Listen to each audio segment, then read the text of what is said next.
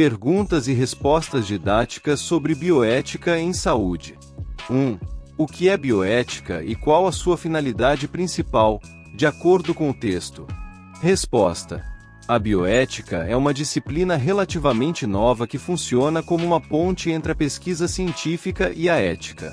Sua finalidade principal é estabelecer diretrizes, normas e leis para proteger as pessoas, especialmente aquelas que participam de pesquisas científicas, garantindo que não sejam prejudicadas e que os avanços científicos ocorram de forma ética. Referência: Apresentação e Introdução, p. 78. 2. Qual a diferença fundamental entre moral e ética, conforme explicado no material? Resposta. Moral deriva do latim moralis, costumes. Refere-se ao conjunto de regras de conduta e hábitos que são julgados válidos em uma determinada sociedade ou grupo. A moral é aprendida e pode variar de acordo com a cultura e o tempo. A pergunta da moral é: o que devemos fazer? Ética deriva do grego ethos, modo de ser. Implica uma reflexão crítica sobre os valores humanos e exige a liberdade de fazer escolhas individuais. A ética não é imposta, mas sim uma opção pessoal. A pergunta da ética é: por que devemos fazer? Referência: 1.1 Definindo conceitos, p. 9 e 10. 3. Quem são considerados os pais da bioética e quais foram suas contribuições iniciais para a área? Resposta. A autoria do termo bioética é atribuída a dois autores, em anos diferentes. Fritz Jaar, 1927, foi o primeiro a usar o termo em um artigo, caracterizando a bioética como reconhecimento das obrigações éticas na relação entre o homem e seu modo de agir. Van Rensselaer Potter, início da década de 1970, descreveu a bioética como a ciência da sobrevivência e uma ponte entre várias disciplinas. Suas ideias evoluíram para a bioética global e, posteriormente, para a bioética profunda, abrangendo todos os aspectos do viver e questões ecológicas. Referência: 1.3 Quem é o pai da bioética? p. 11 de dezembro. 4.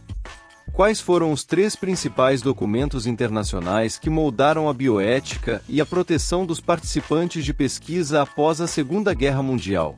Resposta. Os três documentos mais significativos são: Código de Nuremberg, 1947, elaborado após o julgamento de médicos nazistas, estabeleceu 10 princípios éticos para a pesquisa clínica, sendo o consentimento voluntário do ser humano o mais essencial. Declaração de Helsinki, 1964, criada pela Associação Médica Mundial, buscou preencher as lacunas do Código de Nuremberg, tendo como principal fundamento o bem-estar do ser humano, que deve ter prioridade sobre os interesses da ciência e da sociedade. Relatório de Belmont, 1978, formulou 3 princípios bioéticos fundamentais: respeito pelas pessoas, autonomia, beneficência e justiça. Referência: 2.2.1 Código de Nuremberg, 1947, p. 2021. 2.2.2 Declaração de Helsinki, 1964, p. 22-23. 2.2.3 Relatório de Belmont, 1978, p. 24-25. 5. Explique os 4 princípios éticos básicos da bioética, principialismo, conforme abordado no texto. Resposta. Os 4 princípios, consolidados por Beauchamp e Childress, a partir do relatório de Belmont, são: autonomia, respeito pela capacidade do indivíduo de tomar decisões informadas e livres, sem influências controladoras; beneficência, fazer o bem, maximizar os benefícios e minimizar os riscos para o participante da pesquisa ou paciente; não maleficência, o dever de não causar mal ou danos intencionalmente. É considerado um princípio fundamental da ética médica. Justiça, busca pela equidade, garantindo que os riscos e benefícios da pesquisa sejam distribuídos de forma justa e que haja igualdade de acesso aos bens e recursos. Referência: 2.2.3 Relatório de Belmont, 1978, p. 24-25. 2.3 Escola Principialista, p. 26. 6. Como a bioética se desenvolveu no Brasil e quais são os principais órgãos responsáveis pela sua regulamentação na pesquisa com seres humanos?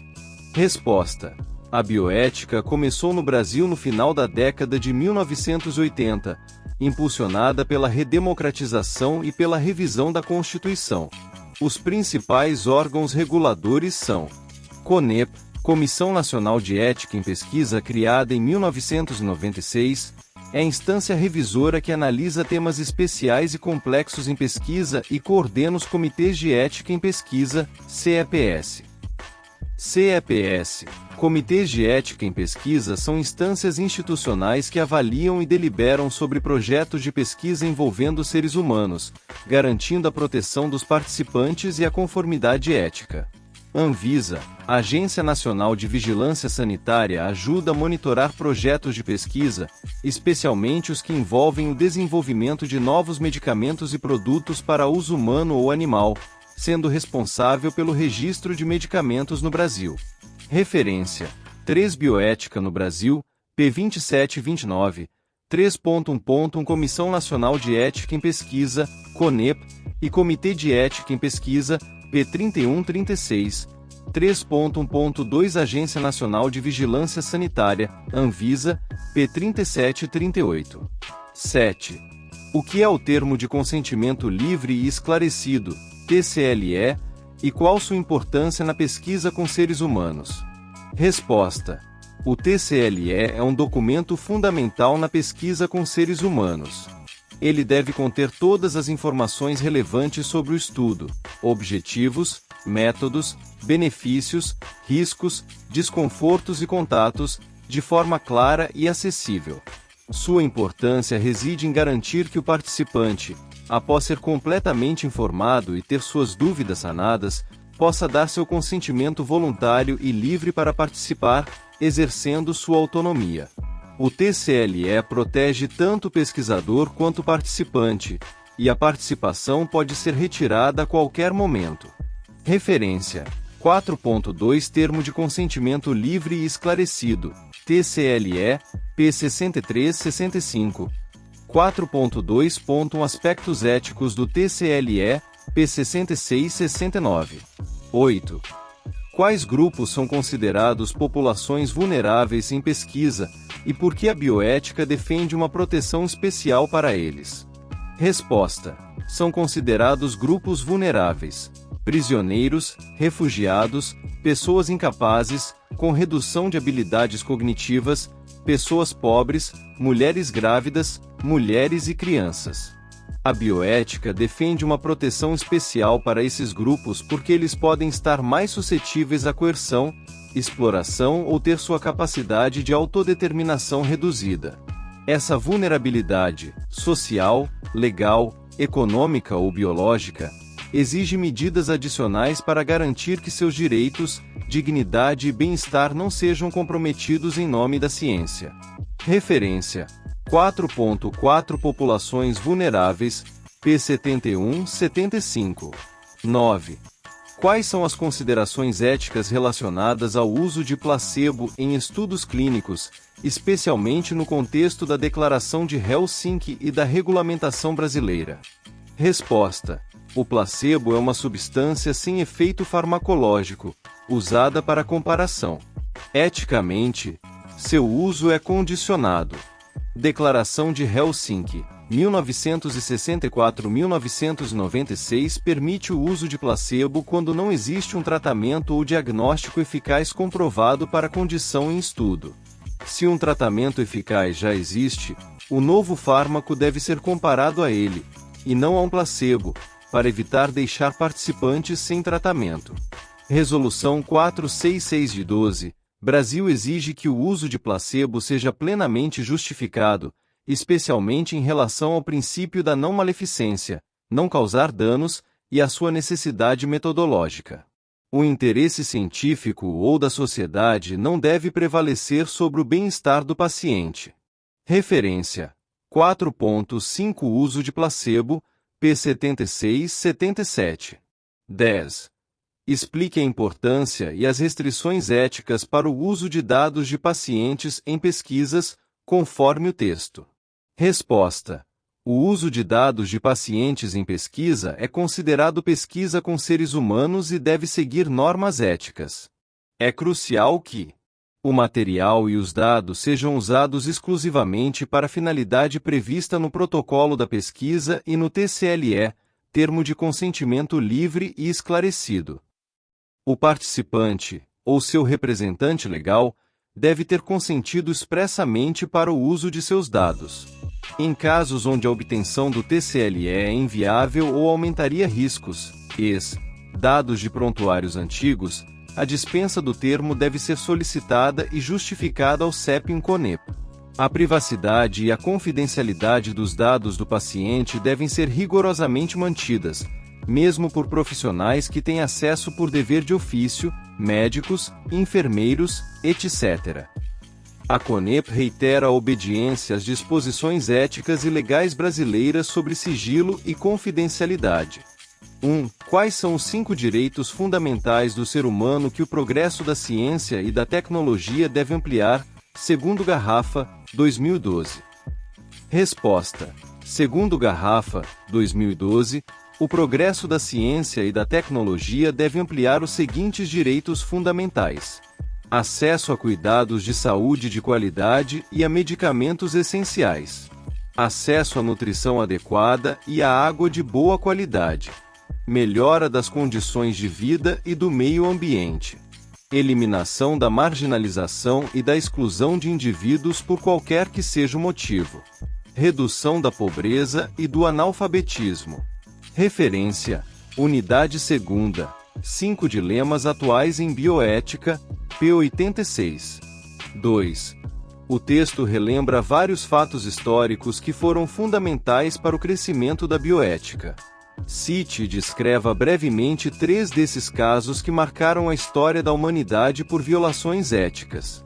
Resposta: o texto menciona diversos casos notórios, entre eles: Caso Tuskegee. Um grupo de 600 negros portadores de sífilis foi observado por 50 anos nos Estados Unidos sem tratamento, mesmo após a descoberta da penicilina, para estudar o desenvolvimento natural da doença.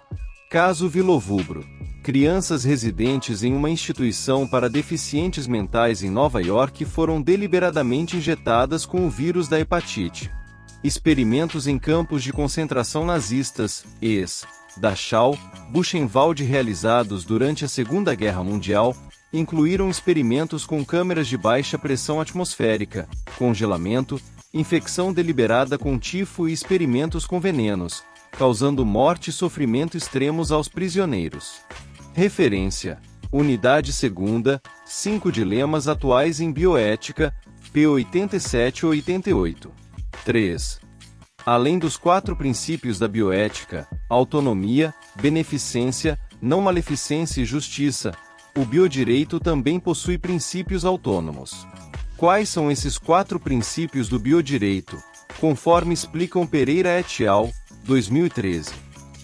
Resposta: segundo Pereira et al., 2013, os 4 princípios do biodireito são: princípio da precaução, limita a ação do profissional, exigindo que, diante de um risco grave ou irreversível, todas as medidas necessárias sejam tomadas. Princípio da responsabilidade, relacionado ao dever jurídico de cumprir os termos acordados, com responsabilidade nos âmbitos administrativo, penal ou civil. Princípio da autonomia privada. A pessoa tem autonomia e liberdade de decidir por si, definindo seu próprio comportamento. Princípio da dignidade da pessoa humana. Garante o total desenvolvimento do ser humano, tanto no âmbito psíquico como no físico. Referência: Unidade 2ª, 5.1 Bioética, Biodireito, P89. 4.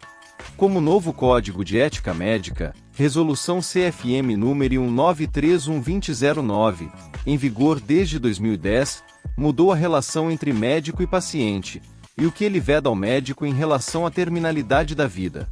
Resposta: a principal mudança no Código de Ética Médica, a partir de 2010, foi a transição de uma relação paternalista para uma relação de parceria entre médico e paciente. O paciente passou a ter o direito de emitir sua opinião e o médico deve orientá-lo sobre os melhores tratamentos para que ele possa escolher. O paciente é visto integralmente, e não apenas como uma doença a ser curada. Em relação à terminalidade da vida, o Código veda ao médico abreviar a vida do paciente, mesmo a pedido deste ou de seu representante legal. Eutanásia ainda é crime. Abandonar o paciente com moléstia crônica ou incurável, devendo assisti-lo, inclusive com cuidados paliativos. A distanásia, obstinação terapêutica ou futilidade médica, que é a prorrogação artificial e desproporcional da vida de um enfermo incurável. Referência: Unidade 2ª, 6.1.4 A terminalidade e as legislações, p. 94-95. 5. Distingue eutanásia, distanásia e ortotanásia, explicando o significado de cada termo e a posição da legislação brasileira, Código de Ética Médica, em relação a elas. Resposta: eutanásia, do grego eu, bom, e thanatos, morte, significa boa morte. Implica a abreviação da vida de um enfermo incurável, de maneira controlada e assistida. Pelo Código de Ética Médica brasileiro, a eutanásia ainda é considerada crime. Distanásia, do grego dis, duas vezes, e thanatos, morte, significa morte dupla. É a prática pela qual se prorroga, por meios artificiais e desproporcionais, a vida de um enfermo incurável, também conhecida como obstinação terapêutica ou futilidade médica. O Código de Ética Médica veda a distanásia. Ortotanásia, do grego ortos, certo, e thanatos, morte, significa morte correta ou morte digna. É a permissão para que a morte natural ocorra sem interferência da ciência, oferecendo cuidados paliativos para aliviar o sofrimento. O Código de Ética Médica, desde 2006, permite a ortotanásia, ao autorizar o médico a limitar ou suspender procedimentos e tratamentos que prolonguem a vida do doente na fase terminal, respeitando a vontade do paciente ou de seu representante legal. Referência: Unidade 2ª, 6.1.13 Eu posso escolher como morrer, p. 93-94. Unidade 2ª, 6.1.4 A terminalidade e as legislações, p. 95-96. 6. Explique os dois tipos de clonagem considerados no estudo da bioética atual e qual a principal diferença de objetivo entre elas, bem como a aceitação ética de cada uma. Resposta: os dois tipos de clonagem são: clonagem reprodutiva. Tem o objetivo de gerar cópias de outros seres, inserindo uma célula enucleada, com material genético a ser clonado, em um óvulo e depois implantando-o em um útero. Quando aplicada a humanos, é quase unanimemente condenada pelos cientistas e pela legislação, como a brasileira, por ser considerada manipulação biológica e pessoal do ser humano. Clonagem terapêutica. Tem o objetivo de fabricar tecidos ou órgãos.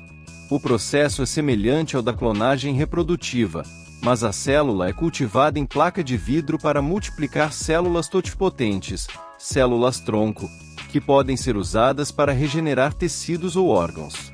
Essa prática não gera tanta rejeição quanto a reprodutiva, sendo mais aceita por seu potencial benefício médico. Referência: Unidade 2ª, 7 Clonagem, p. 98. 7. Quais são algumas das proibições estabelecidas pela Resolução do Conselho Federal de Medicina, CFM, de 2013, Resolução 2.01313, em relação às técnicas de reprodução humana assistida, RHA? Resposta: a Resolução CFM número 2.01313 proíbe, entre outras coisas, criar seres humanos geneticamente modificados, criar embriões para investigação, apenas para este fim, criar embriões com finalidades de escolha de sexo, exceto para evitar doenças ligadas ao sexo, eugenia ou para originar híbridos ou quimeras. O caráter lucrativo ou comercial da doação de gametas ou embriões. Referência: Unidade 2ª, 7.3 Reprodução assistida, p. 103. 8. O que é o Projeto Genoma Humano, PGH, e quais são as principais incertezas éticas, legais e sociais, ELSE, que o cercam, levando os investidores a dedicarem 10% do orçamento para discussões sobre elas? Resposta: o Projeto Genoma Humano, PGH, iniciado em 1990, teve como finalidade identificar os cerca de 100 mil genes humanos por meio de mapeamento genético, com a expectativa de identificar a causa e cura de muitas doenças. As principais incertezas éticas, legais e sociais, ELSE, que o cercam e que foram alvo de discussões incluem: privacidade da informação genética. Como proteger os dados genéticos de indivíduos. Segurança e eficácia da medicina genética. Garantir que os tratamentos genéticos sejam seguros e realmente funcionem. Justiça no uso da informação genética.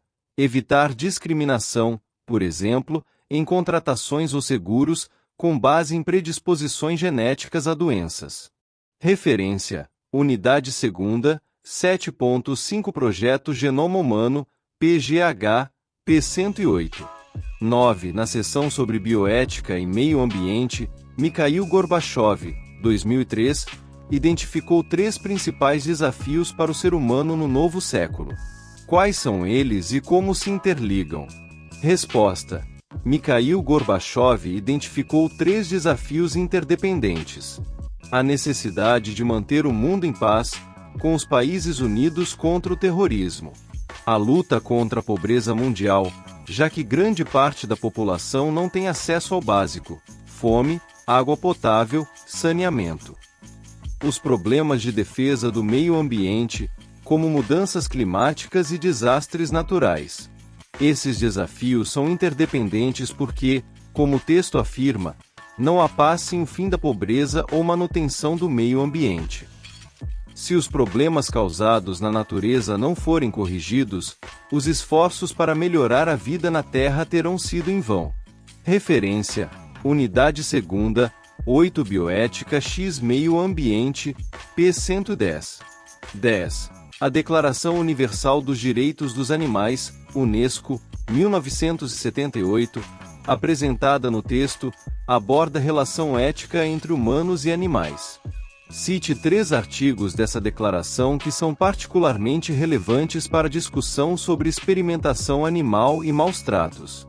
Resposta: entre os diversos artigos, são particularmente relevantes para a experimentação animal e maus-tratos. Artigo 3º. 1. Nenhum animal será submetido nem a maus-tratos nem a atos cruéis.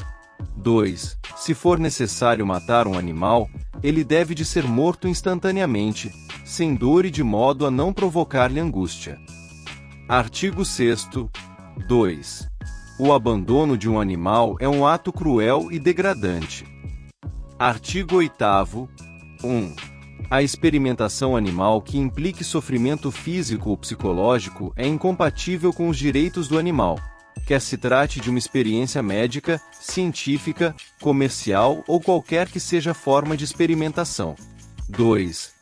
As técnicas de substituição devem ser utilizadas e desenvolvidas.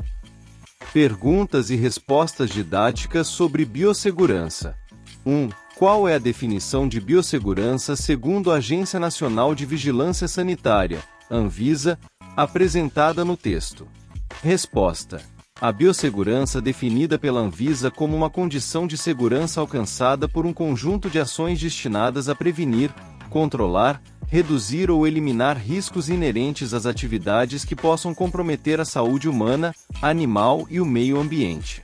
Ela abrange ações voltadas para prevenção, minimização ou eliminação de riscos em pesquisa, produção, ensino, desenvolvimento tecnológico e prestação de serviços. Asterisco referência: Biossegurança, P9.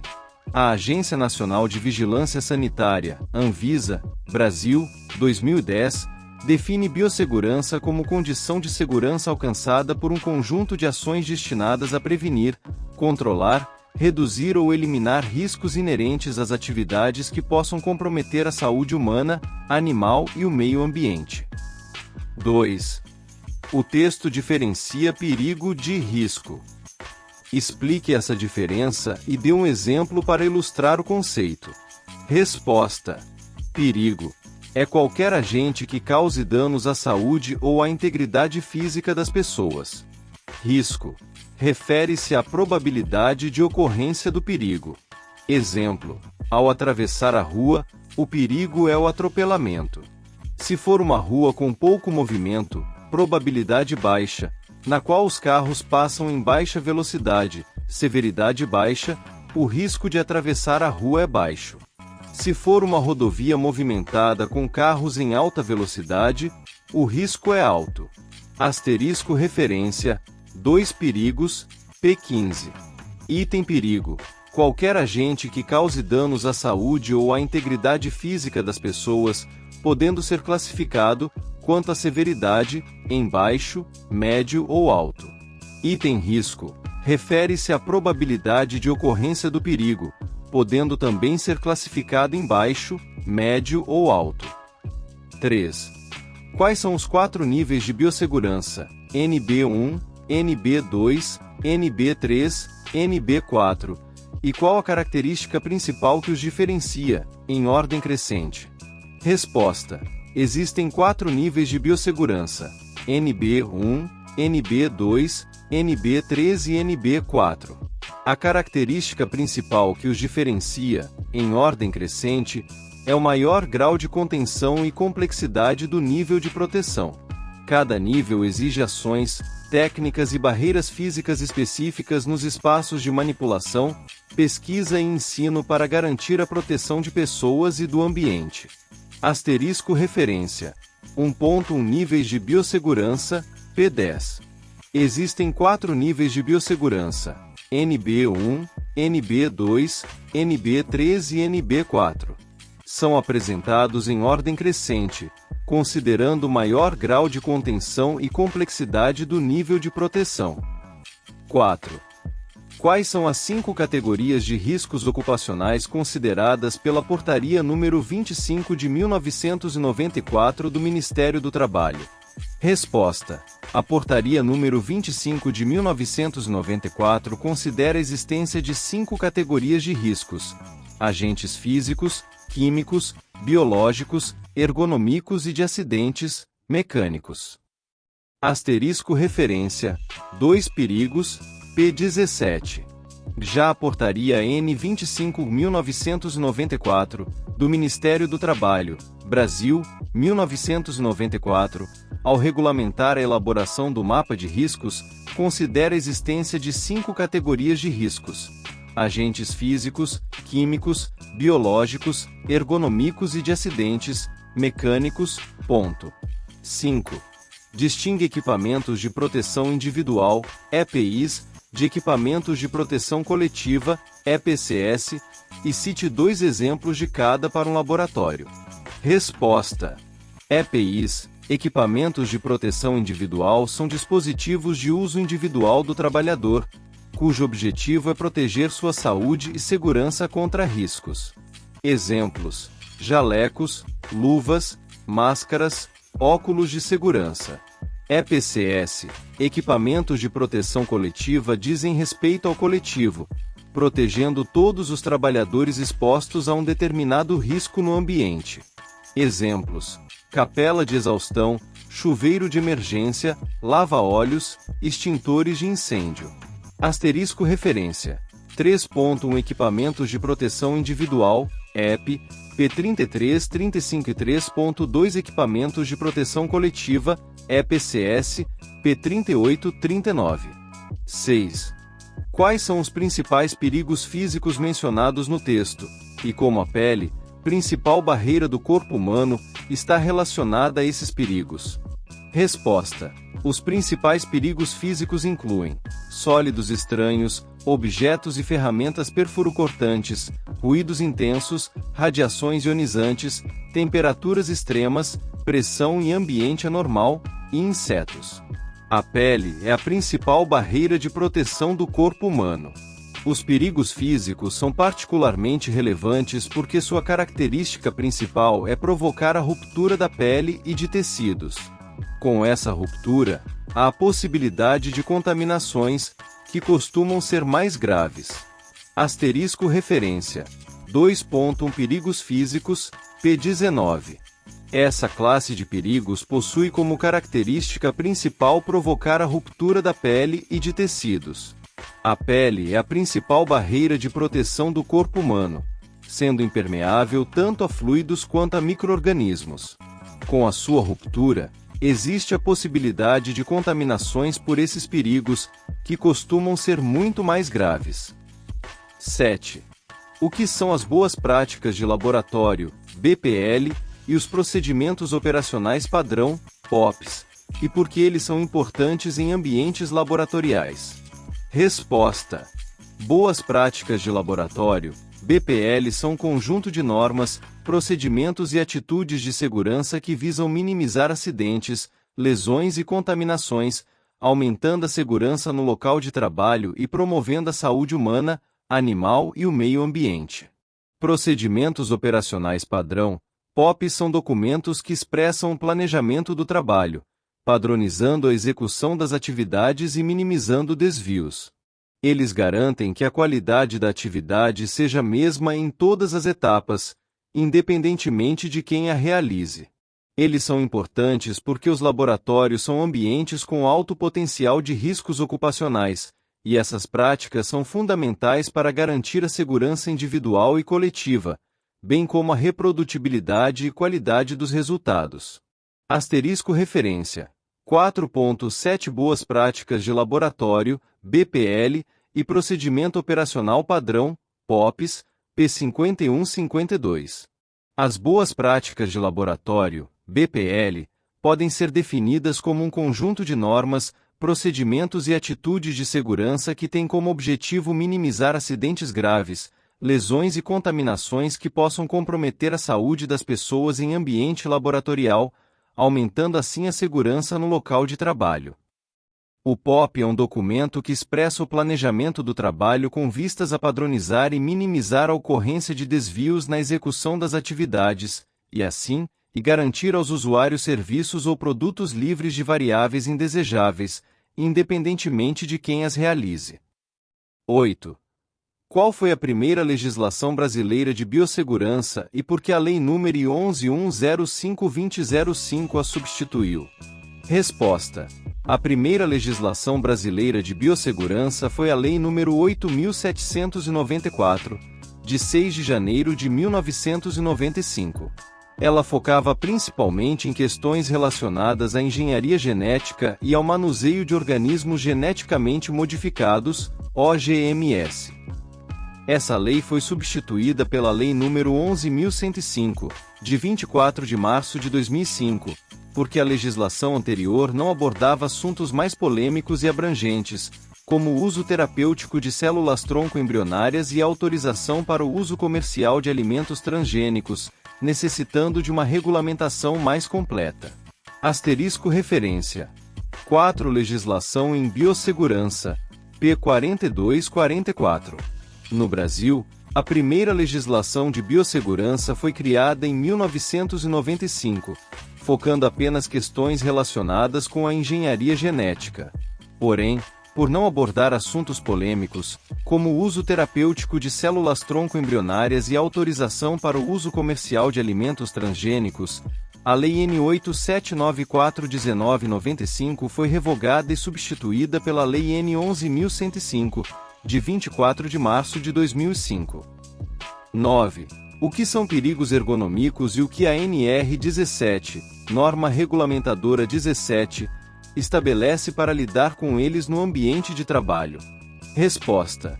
Os perigos ergonômicos são caracterizados pela falta de adaptação das condições de trabalho às características psicofisiológicas do trabalhador, podendo causar danos à saúde. A NR17 tem como objetivo estabelecer parâmetros que permitam a adaptação das condições de trabalho às características psicofisiológicas dos trabalhadores, de modo a proporcionar um máximo de conforto, segurança e desempenho eficiente. Ela apresenta parâmetros de controle para aspectos como levantamento, transporte e descarga de materiais pesados, mobiliário, equipamentos e organização do trabalho. Asterisco referência 2.4 Perigos ergonômicos, P2829. Já os agentes ergonômicos são caracterizados pela falta de adaptação das condições de trabalho às características psicofisiológicas do trabalhador. A NR17, do Ministério do Trabalho, trata da ergonomia no ambiente de trabalho. O objetivo dessa norma é estabelecer parâmetros que permitam a adaptação das condições de trabalho às características psicofisiológicas dos trabalhadores, de modo a proporcionar um máximo de conforto, segurança e desempenho eficiente. Brasil, 2021. 10. Explique o sistema APC, análise de perigos e pontos críticos de controle, e sua importância na área de alimentos, conforme o texto. Resposta: o sistema APC, análise de perigos e pontos críticos de controle, é uma ferramenta de gestão da qualidade com caráter preventivo e abordagem sistemática. Seu objetivo é identificar pontos críticos de controle de perigos biológicos, químicos e físicos durante as etapas de produção de alimentos. Para cada ponto crítico identificado, são estabelecidas medidas corretivas a serem aplicadas em caso de desvio dos parâmetros esperados de segurança. Sua importância reside em permitir a identificação de riscos e a implantação de controles para gerenciá-los em toda a cadeia de suprimentos, garantindo a segurança do alimento produzido e atendendo a requisitos de normas internacionais como o Codex Alimentarius. Asterisco referência 2 Perigos, P16. Trata-se de uma ferramenta de gestão da qualidade com caráter preventivo, com abordagem sistemática que visa identificar pontos críticos de controle dos perigos biológicos, químicos e físicos durante as etapas de produção de alimentos, para os quais existem medidas corretivas a serem aplicadas em caso de desvio dos parâmetros esperados de segurança. Resposta: a primeira legislação brasileira de biossegurança foi a Lei nº 8.794, de 6 de janeiro de 1995. Ela focava principalmente em questões relacionadas à engenharia genética e ao manuseio de organismos geneticamente modificados, OGMs. Essa lei foi substituída pela Lei nº 11.105, de 24 de março de 2005, porque a legislação anterior não abordava assuntos mais polêmicos e abrangentes, como o uso terapêutico de células-tronco embrionárias e a autorização para o uso comercial de alimentos transgênicos, necessitando de uma regulamentação mais completa. Asterisco referência 4 Legislação em Biossegurança, P4244.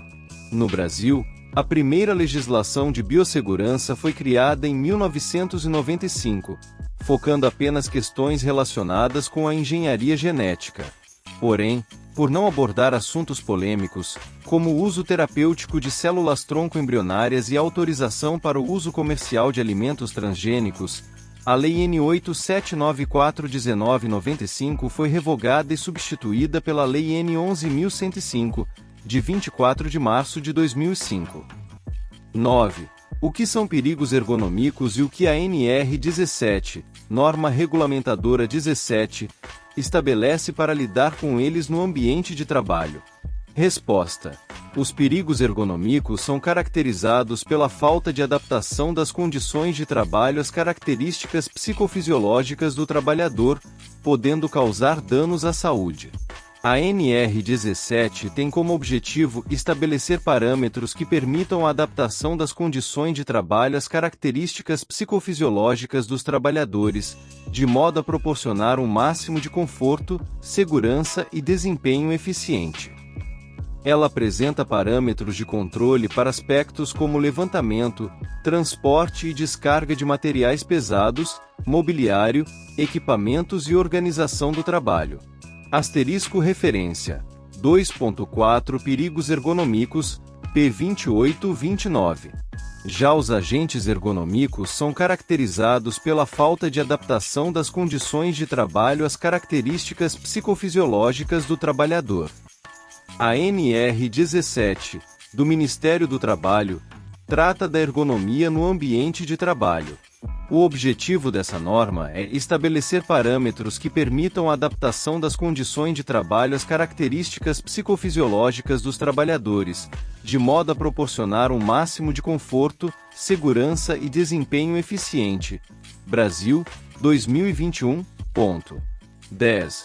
Explique o sistema APC, Análise de Perigos e Pontos Críticos de Controle, e sua importância na área de alimentos, conforme o texto.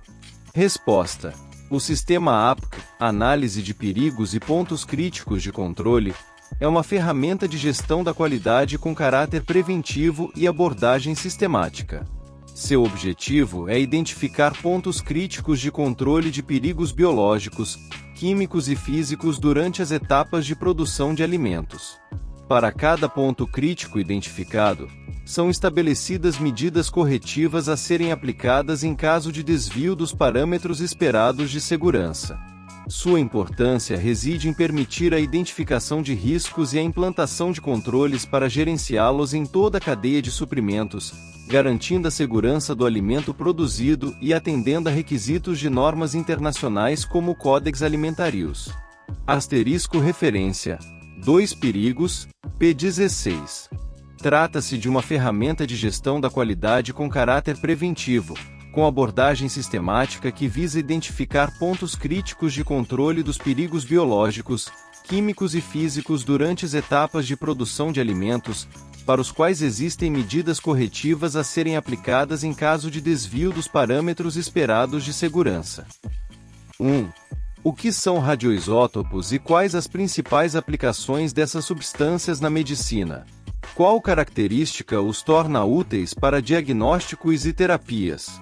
Resposta. Radioisótopos, ou radionuclídeos, são isótopos instáveis que passam por um processo de decaimento ou desintegração radioativa, emitindo radiações. Na medicina, eles são amplamente utilizados em diagnóstico, como na medicina nuclear, que permite observar processos metabólicos e transformações químicas no organismo que não são visíveis por tomografia ou ressonância magnética, iodo 131 para tireoide, tecnésio 99 para cintilografias cardíacas, renais, cerebrais, etc. Terapia, radioterapia para destruir células doentes, como as cancerígenas, cobalto 60, césio 137 e iodo 131 em doses mais elevadas para lesões na tireoide. A característica que os torna úteis é a propriedade de emitirem radiações que podem atravessar a matéria ou serem absorvidas por ela, permitindo sua detecção em pequenas quantidades e a destruição de células específicas.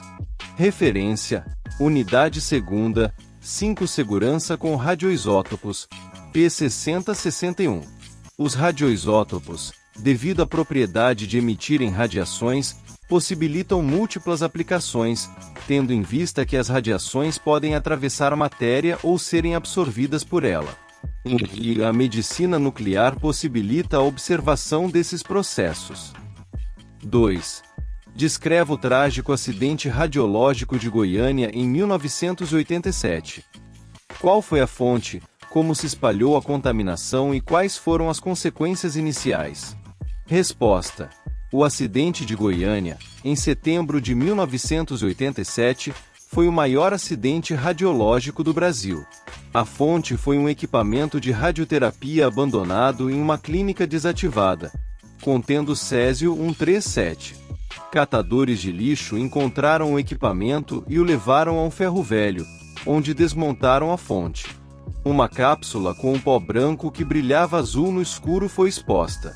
Sem saber do perigo, os catadores e seus familiares e vizinhos manipularam o material, resultando na contaminação que levou a centenas de vítimas diretas e indiretas. Os sintomas iniciais de intoxicação incluíram tontura, diarreia e vômito. O acidente só foi confirmado por um físico nuclear que detectou altos níveis de radiação, acionando a CNEN. Os dados oficiais registraram 4 vítimas fatais no primeiro mês, principalmente por hemorragia e infecção generalizada, e cerca de 112.800 pessoas foram monitoradas. Referência: Unidade 2ª, 5.1 Radioisótopos mais utilizados na medicina, P6162. Em setembro de 1987, aconteceu o maior acidente radiológico do Brasil, na capital do estado de Goiás, Goiânia. A fonte responsável pelo desastre foi um equipamento utilizado para tratamentos de radioterapia que foi abandonado em uma clínica desativada. O equipamento contendo césio-137 foi encontrado por catadores de lixo. 3. O que é bioterismo? Quais são os princípios éticos das 3 Rs que guiam a utilização de animais em atividades científicas e didáticas, conforme a legislação brasileira? Resposta: bioterismo refere-se às instalações e práticas para produzir e manter espécies animais destinadas a ensaios controlados em pesquisa, ensino, produção e controle de qualidade nas áreas biomédicas, farmacológicas e biotecnológicas. No Brasil, a Diretriz Brasileira para o Cuidado e a Utilização de Animais para Fins Científicos e Didáticos, DBCA, estabelecida pelo CONCIA, Conselho Nacional de Controle de Experimentação Animal, é baseada nos princípios das 3 Rs. Substituição: replacemente promover o desenvolvimento e uso de técnicas que substituam a utilização de animais. Redução: reduction minimizar o número de animais utilizados em projetos ou protocolos. Refinamento: refinimentemente refinar métodos e procedimentos a fim de evitar a dor ou de estresse, sentimentos de aflição, angústia e sofrimento, dos animais. Referência: Unidade 2ª, 6 Bioterismo, P64-65. Biotérios são instalações capazes de produzir e manter espécies animais destinadas a diversos tipos de ensaios controlados com o objetivo de atender às necessidades dos programas de pesquisa, ensino, produção e controle de qualidade nas áreas biomédicas, farmacológicas e biotecnológicas. Essa diretriz, assim como a legislação brasileira, estabelece a responsabilidade primária da CEUAS em determinar se a utilização de animais é justificada e garante adesão aos princípios de substituição, replacemente, redução, reduction e refinamento, refinimentemente. 4. Quais são os 5 grupos de riscos ambientais no ambiente de trabalho, e como o mapa de riscos utiliza cores e tamanhos para representá-los? Resposta: os 5 grupos de riscos ambientais são: riscos físicos, causados por energia, calor, frio, ruídos, vibrações, radiações. Riscos químicos, relacionados à manipulação de substâncias químicas, tóxicas, corrosivas, inflamáveis. Riscos ergonômicos, relacionados à postura inadequada, movimentos repetitivos, levantamento de peso. Riscos biológicos, exposição a agentes patogênicos, micro-organismos.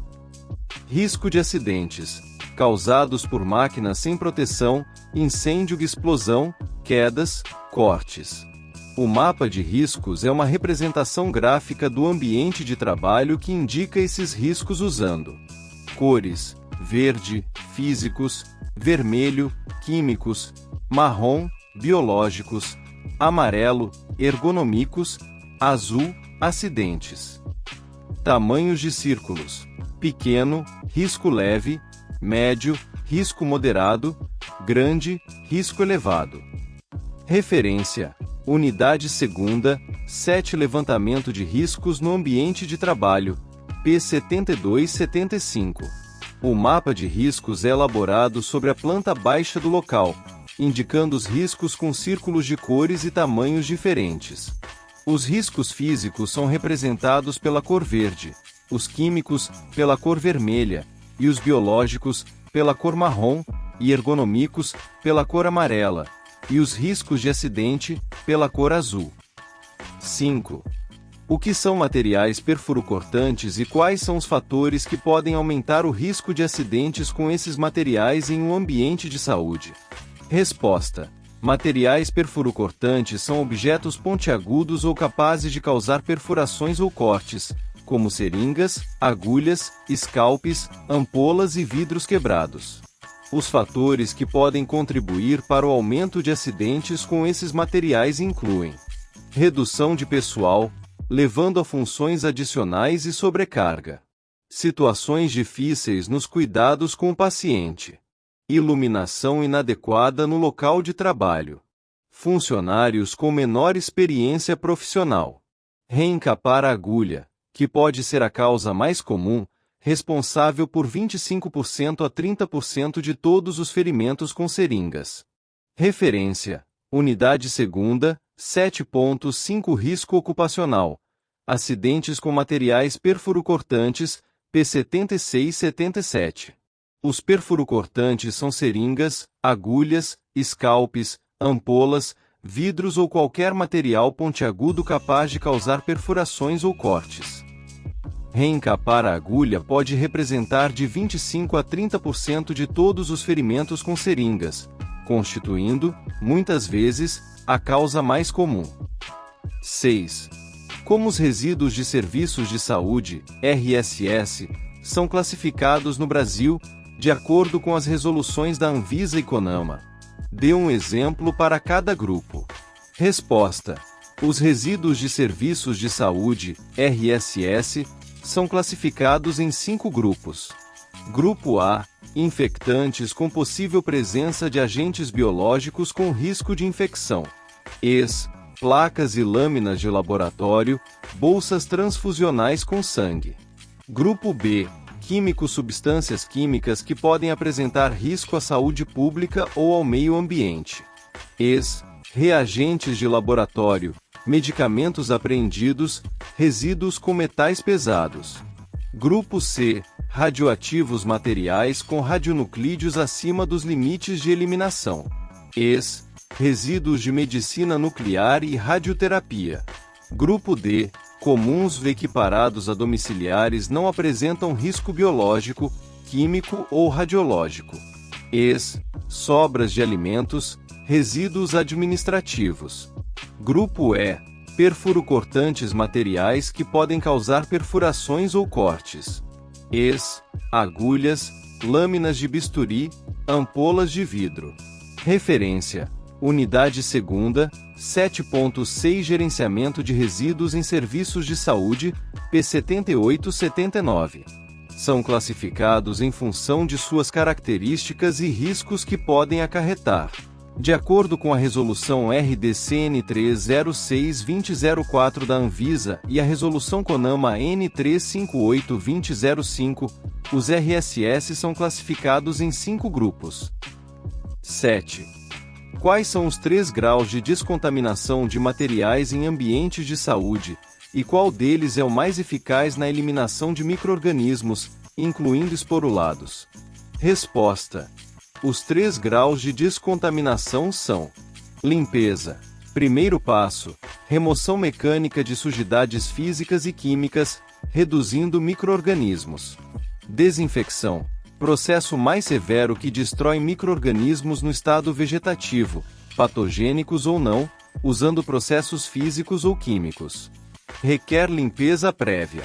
Esterilização. O processo mais eficaz, que destrói todos os micro-organismos, incluindo os esporulados, usando processos químicos ou físicos. Considera-se um artigo estéril quando a probabilidade de sobrevivência de contaminantes é menor que 1.000.000. Referência: Unidade 2ª, 8.1 Graus de descontaminação, P83-84. No processo de esterilização, ocorre a destruição de todos os micro-organismos, inclusive aqueles esporulados, utilizando-se de processo químico ou físico. 8. Explique o funcionamento da autoclave como método de esterilização e mencione um fator crítico para garantir sua eficácia. Resposta: a autoclave é o método de esterilização mais comum em instituições de saúde e pesquisa. Ela funciona aquecendo água em uma câmara sob pressão, gerando vapor. Esse vapor, sob uma pressão de cerca de 15 psi, atinge uma temperatura de aproximadamente 121 graus Celsius por um tempo mínimo de 15 minutos, medido após o material atingir essa temperatura. O vapor saturado sob pressão é o agente esterilizante. Um fator crítico para garantir a eficácia da autoclave é a garantia de que não fique ar preso no interior do equipamento. O ar residual pode impedir que a temperatura em algumas regiões atinja os 121 graus Celsius, comprometendo a esterilização. Além disso, é muito importante realizar uma limpeza e desinfecção prévias dos materiais antes da esterilização. Referência: Unidade 2ª, 8.4 Esterilização, P86. O uso da autoclave é o método mais usado nas instituições de saúde e pesquisa, assegurando a completa destruição de micro-organismos. O fator crítico nessa fase é a garantia que não fique ar preso no interior da autoclave, o que pode impedir que a temperatura no interior do aparelho atinja os 121 graus Celsius. 9. Como os artigos médico-hospitalares são classificados de acordo com o risco de infecção e qual o nível de descontaminação exigido para cada classe? Dê um exemplo para cada uma. Resposta: os artigos médico-hospitalares são classificados em 3 categorias. Artigos não críticos. Não entram em contato com pacientes ou interagem apenas com a pele íntegra. Apresentam baixo risco de transmissão de infecções. Nível de descontaminação, limpeza. Exemplos: comadres, jarros, bacias, aparelhos de pressão, termômetros. Artigos semicríticos. Entram em contato com membranas mucosas, tubo digestivo, pulmões ou com pele não íntegra. Nível de descontaminação, limpeza e desinfecção. Exemplos: endoscópios, equipamentos de terapia respiratória. Artigos críticos. Penetram em tecidos ou têm contato com sangue ou secreções, constituindo alto risco de infecção. Nível de descontaminação, limpeza, desinfecção e esterilização. Exemplos: agulhas hipodérmicas, instrumentos cirúrgicos, cateteres. Referência: Unidade 2ª, 8.5 Classificação dos artigos médico-hospitalares, P89. Os artigos médico-hospitalares são classificados de acordo com a possibilidade de contaminação. 10. Explique os 4 elementos do tetraedro do fogo e quais são os principais métodos de extinção de incêndio baseados na remoção de um desses elementos. Resposta: o tetraedro do fogo representa os 4 elementos essenciais para que haja fogo: combustível, material que queima, madeira, papel, gasolina. Comburente, geralmente o oxigênio, no ar, a 21%. Calor, energia de ignição necessária para iniciar e manter a combustão. Reação em cadeia, a propagação da combustão, mantendo o processo.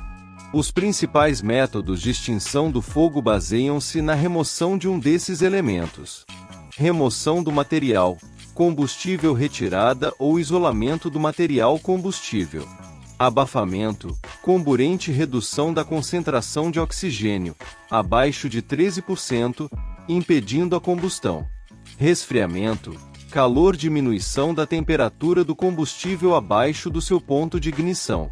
Extinção química, reação em cadeia interrupção da reação em cadeia através de agentes químicos que inibem a propagação das chamas. Referência: Unidade 2ª, 8.8 Prevenção de incêndios, P100. Os elementos que compõem o fogo são combustível, comburente, oxigênio, calor e reação em cadeia. Esse 4º elemento, também denominado transformação em cadeia, vai formar o quadrado ou tetraedro do fogo.